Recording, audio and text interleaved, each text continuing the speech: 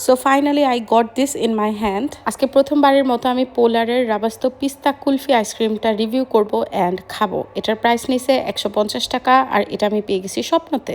I exactly don't know এটা জিঞ্জিরা বাজারে available আছে কিনা, কিন্তু আমি দুইটা শপে চেক করছিলাম, সেখানে পাইনি। বাট আজকে স্বপ্নতে যে এটা পেয়ে গেছি। অনেক চেষ্টা করছি হাত দিয়ে খোলার, দাম যেহেতু বেশি হাত দিয়ে কোনোভাবেই খোলা যায়নি।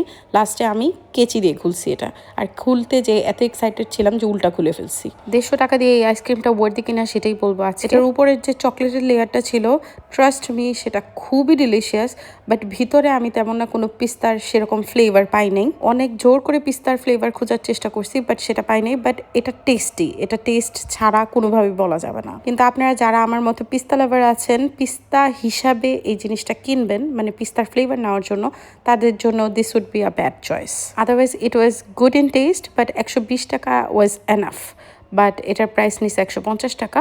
কেউ যদি প্রথমবার ট্রাই করতে চান, ট্রাই করতে পারেন। অ্যান্ড এটা এতটাও ওর্দি না, আবার এতটাও খারাপ না। এটা থেকে আমি বলবো ফার মোর বেটার হচ্ছে সল্টেড ক্যারামেলটা, যেটার প্রাইস 120 টাকা মাত্র। So thanks for watching, bye bye.